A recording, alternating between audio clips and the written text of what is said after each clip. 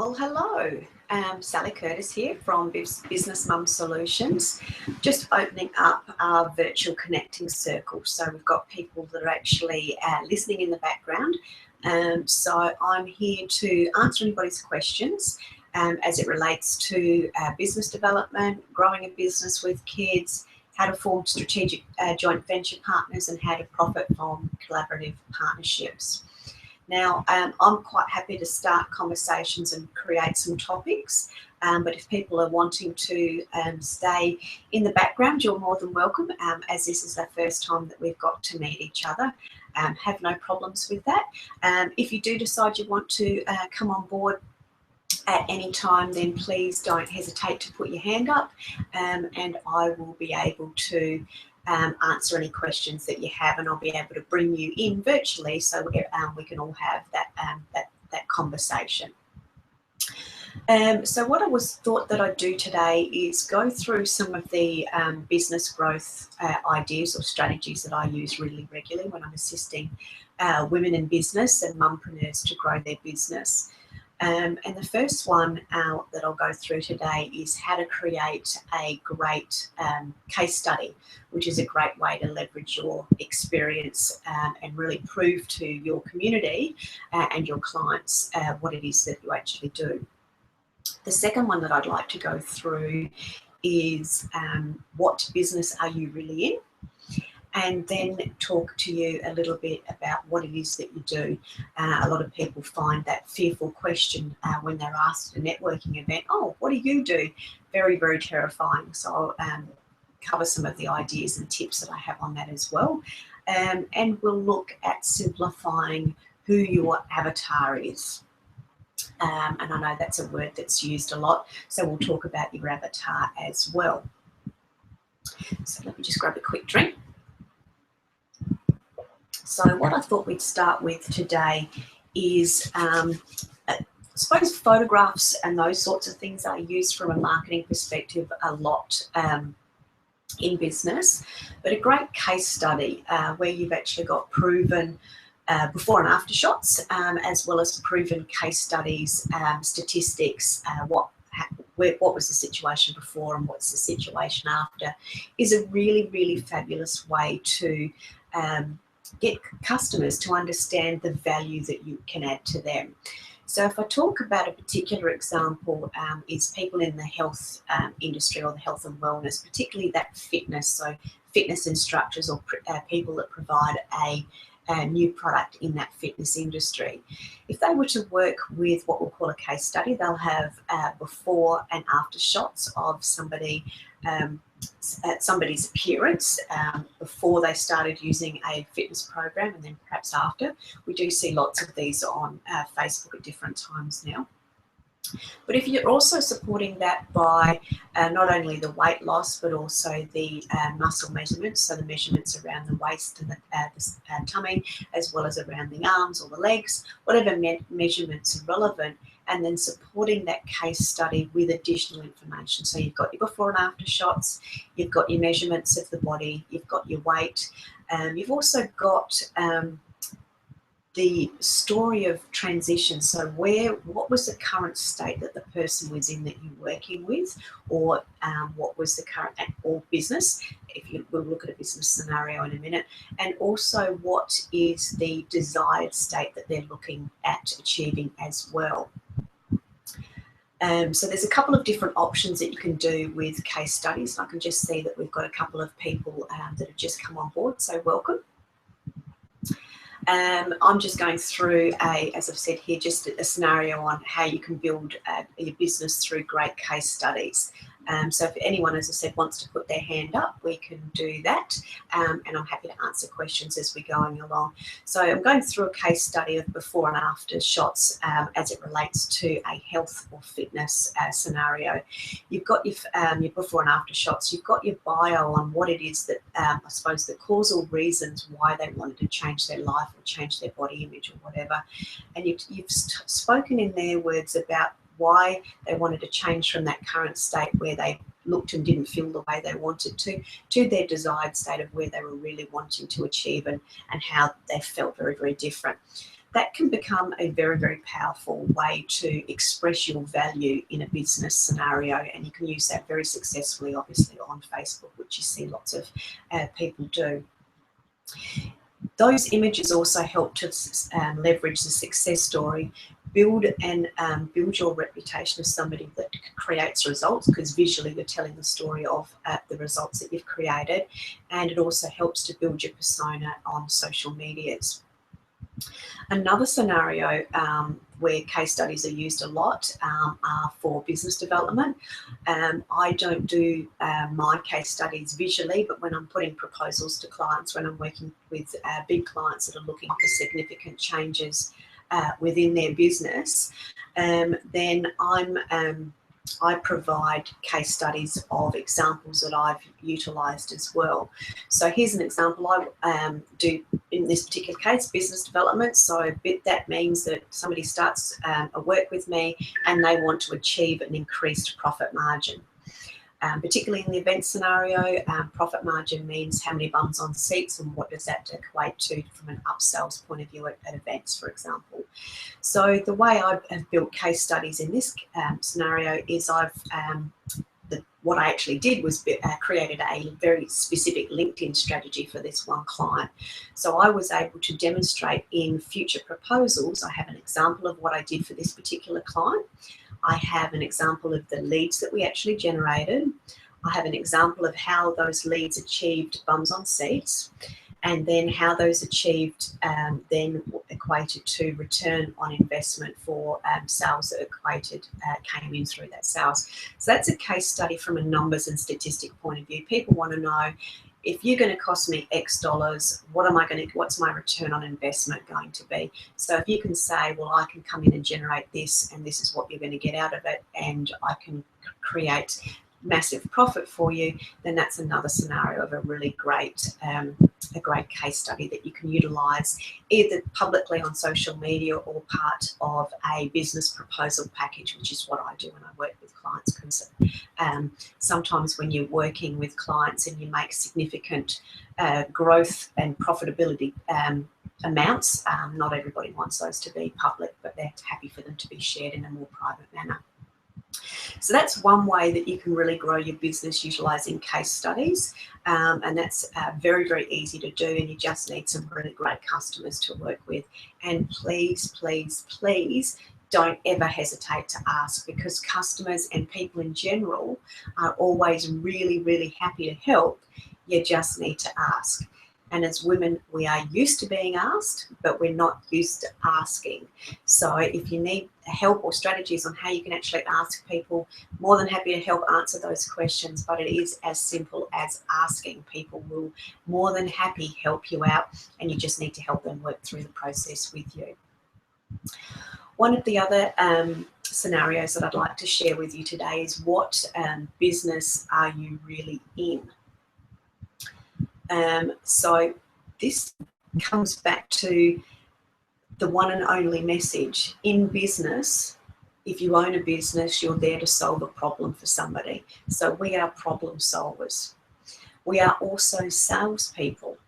Now, we might not think that we're salespeople, but bottom line, one way or the other, if you have a product or service, you also need to be a salesperson. Now, I'm like most of you that go, oh, I don't sell. I don't feel like I do, and I don't feel like I'm a salesperson, and lots of women don't, but we are really good at having a good conversation. And if you're answering the right questions and helping people solve their problems through your process of serving their needs and assisting them, then that is your sales process. Your sales process is helping people and answering their questions so they can make a well-informed decision that suits the needs that they know they have and the outcomes that they're wanting to achieve.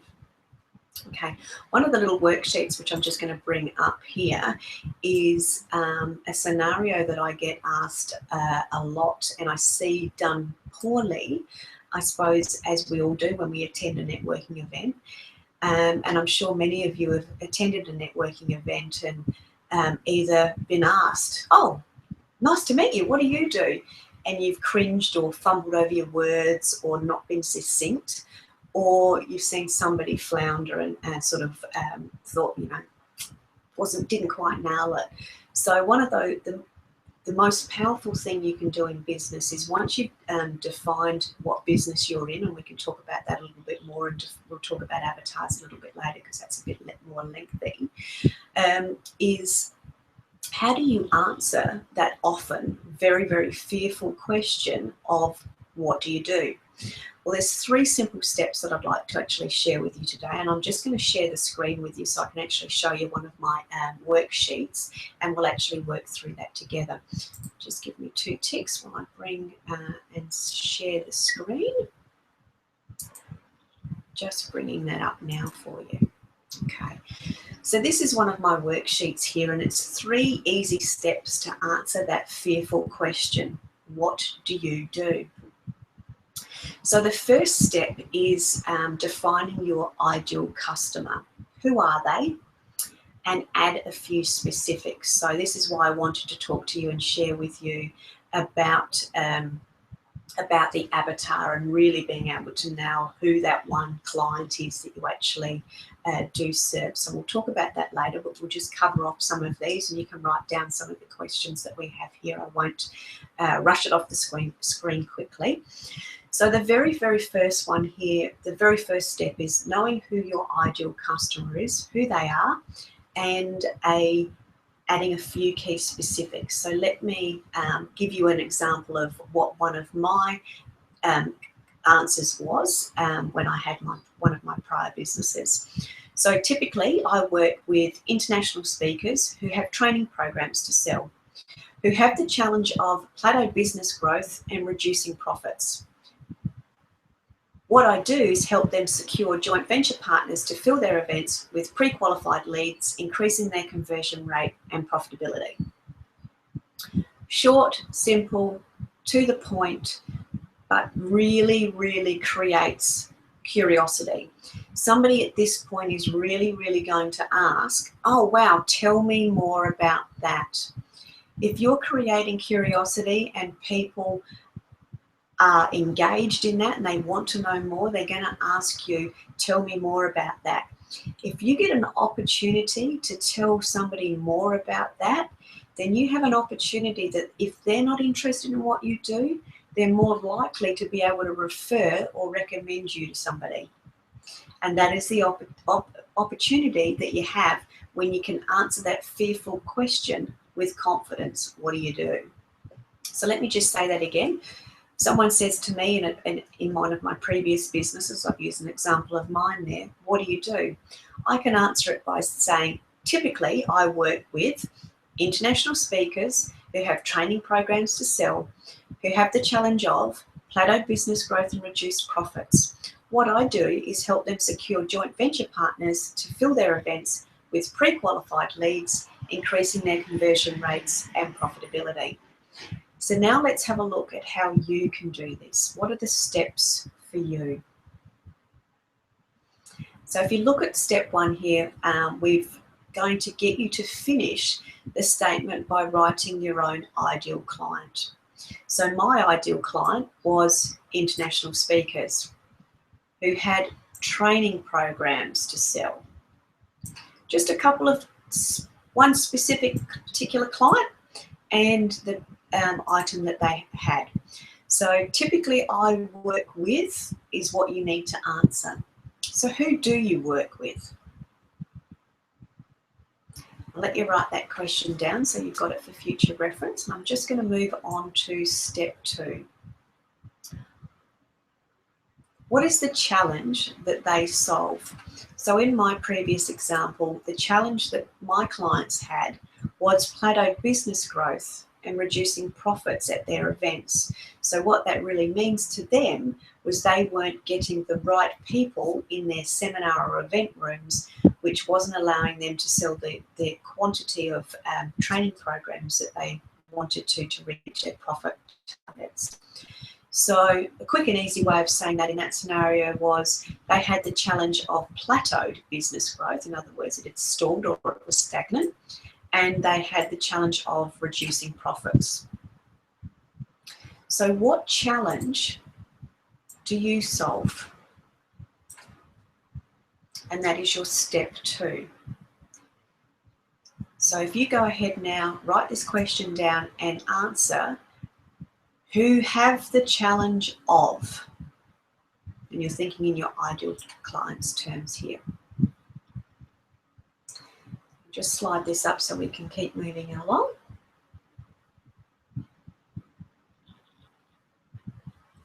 Excellent. And the very third step is, what results or outcomes do you achieve for your clients? In the example that I shared before is, what I do is secure joint venture partners to fill their events with pre-qualified leads, increasing their conversion rate and profitability. So the way that you answer this question is, what I do is help them do or achieve. What I do is help them do or achieve. So what do you help your customers achieve? What outcome do you help them produce? So let's go back over those three questions. This is a 3-step formula to answer that question, what do you do, in a very, very confident, in a very, very succinct manner. Let me just read my example again. Typically, I work with international speakers who have training programs to sell, who have the challenge of plateaued business growth and reduced profits. What I do is help them secure joint venture partners to fill their events with pre-qualified leads, increasing their conversion rates and their overall profitability. So what your step 1 is identifying who your ideal customer is and adding a few key specifics. So you answer the question, typically I work with, and it's now time for you to fill in the blank. Step 2 is the challenges that you solve. Who have the challenge of. Step 3, what results or outcomes do you achieve for your clients and with your clients? What I do is help them achieve or do. And that is your very simple 3-step process. And I have just realised that you haven't actually been able to see the screen, so I apologise for that. So let me just show you and have this on the screen so you can actually just see what we were just discussing there. So this is a 3-step formula that I have. And you've got step 1, the key specifics. Step 2, what challenges do you solve? And then step 3, the results or outcomes that you achieve for your client.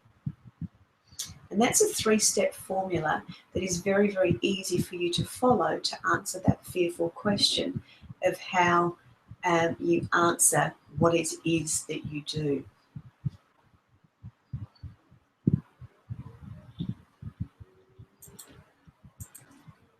So if we have any questions, I'm happy to answer those. Otherwise, we'll certainly keep going, and we can perhaps now have a conversation about simplifying what an avatar is. Now, an avatar is a word that's used a lot around the place from a marketing perspective. So an avatar is that one singular client or customer that you can tailor and market and communicate with and have a conversation with. Now, we call her an avatar and make her a singular person, so you can actually communicate to that person as though you're having a cup of coffee with them. So it's very important and great if you can actually define them and provide them with a name. Some businesses will have 2 or 3 different avatars. Some have more than 3. The best scenario and the easiest way I can simplify, particularly if you're a mumpreneur starting out in business and you're really not sure who your ideal target market is or who your avatar really is, to simplify it for you, your avatar is probably you. So if you consider, if you've just started a business and you've actually solved a problem, for yourself, so you've seen a problem in the marketplace and as a result you created a business from it. Your avatar is probably very, very similar to you, or is based on you either right now or in the past. So if you think of that from that model, that makes it easier to define that one first avatar, and then when you get into the flow of describing and defining who an avatar is and all of the characteristics that she has. Because keep in mind, she's a human. She's just like you. So she's going to have attitudes, she's going to have fears, she's going to have desires, and she's going to have a community and a family that she fits into. They're all the types of characteristics and elements that you want to be able to define to get that really broad spectrum avatar, so you can really tailor a conversation to her. So that gives you a bit of an idea of how you can simplify it to start the ball rolling. Consider that she's probably very like you, if not you right now, or you from a previous scenario, or it could be you going into the future, but generally it's usually somebody that's like us either right now or previously. So let me just share with you an avatar worksheet that I have here. And this time I will promise that I will screen share it and let you actually see the screen this time round. So let me present to everyone. Excellent. So this is one of my avatar discovery sheets. I won't go into all of the details there, it'll go through, but we'll actually go through and have a look at creating the customer avatar and the character. The first thing to define is obviously, are they male or female? Certainly give them a name, know how old they are, have a rough idea of what they do for a living, and certainly what bothers them the most or what keeps them awake at night. So in other words, what problems or challenges do they have? Sometimes it could be that they're working too hard and they want to be working less hours, or it could be that they're stressed because they're trying to determine how to balance being a successful business owner and the sort of mum that they want to be at home. So that's a common one for one of my avatars is, you know, that conflict and stress of trying to be super mum and super businesswoman. And the thing that bothers them at night most is guilt and not having instructions to be able to build their businesses. So that's what I like to be able to provide to my clients in that manner. So if we now have a look at what is the attitude of your avatar, you can certainly see a whole array of questions there that you can work through. You can consider how much money they're making and why. What is their purpose in life? How do they communicate to their world, in their world and to their world? What does she value most? What is most important to her? Is it relaxing? Is it time with her family? Does she want to feel significant? Does she want to contribute to be able to feel significant? What is it that she needs most? What is going to motivate them and keep them going when the going gets tough? What do they believe to be true about the world? Do they see the world as full of opportunities, as a safe place to travel? All those sorts of things, because that gives you an indication of how you need to talk to your avatar. If she's an opportunist like me, then she sees the good in everything and everything can turn into a positive opportunity. But if she's somebody that's fearful of and is mistrusting of other people, then she's going to be concerned, is it safe all the time? So you would need to provide a communicative marketing scenario or marketing words or a conversation to her that is going to help her feel safe. Because if she feels safe, she'll then listen to you. What is their number one problem right now? As you work with clients, you'll find that they'll have a variety of different problems. But when you're first doing your avatar and you're just trying to make this whole process really simple, then what is the one problem that she has in life right now that if you could solve it, she would be a great customer of yours? Another great thing is, how do they describe themselves? What do they see as their skill sets or their giftedness? What role do they play in business? And what types of people do they hang out with, and what are they interested in? When you're actually able to define who they are, you can then work out where they are. what types of people they hang out with, what hobbies they do. I find working with a lot of my varying different clients is that not all of their avatars are in actual fact on Facebook. In a lot of cases, particularly when I'm working with women in business, when they're trying to attract their ideal client and find their ideal client, the places where they are actually LinkedIn or in meetup groups. So there's lots of different places that when you've been able to define your avatar and who she actually is really, really clearly, yes, you can have a really great conversation with her, but you also know where she is and you can specifically target and market to those areas or groups that she's actually involved in.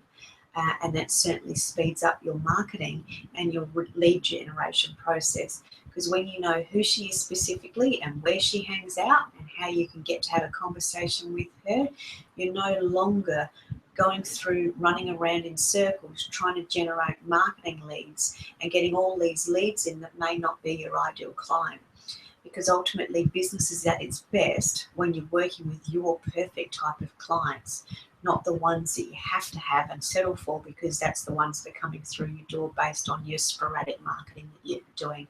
If you can fine tune it, you get to the opportunity of working with those people that are really, really want to be that you really want to be working with, that are a pleasure to work with. They're easy to work with, and you get to have a great experience as a business owner serving your client in a manner that she likes to be served. So everything that I like to share with people and everything I do from a coaching perspective is how can we make what you're doing in business simple, easy, repeatable, and effortless for you. So we also look at what your giftedness is, what is also effortless for you, so you can actually make your business fun, fast moving, and very, very profitable. So that's what all I had to really share today. If we've got anybody that would like to ask a question, I'm actually going to open it up now. If we've got any brave souls for the first time that would actually like to answer a question, you'll see over here on the right hand side, it was my right hand side, over to one side there's an option where you can actually raise a hand and you can actually ask a question if anyone would like to ask a question. You're more than welcome. Otherwise, I'm really, that was the tips and tricks that I had for today's virtual circle, and I will close it off unless anyone's got any questions that they would like to ask. No, not a problem. Well, I am always here. I'm only ever a phone call or an email away. So certainly connect with me on Facebook under Business Mum Solutions. You can also find me on LinkedIn as Sally A. Curtis, and my website is businessmumssolutions.com. And if you have any questions as it relates to business or you want a hand with anything, please don't hesitate to join one of the circles. We run these every month and you can come armed with questions and I will do my best to help you and assist you to answer those questions so you can dive into your business development and make it quick and simple for yourself and certainly very, very profitable. So thank you very much. You have a great Friday night and a fantastic weekend. This is me signing off. Thank you. Bye.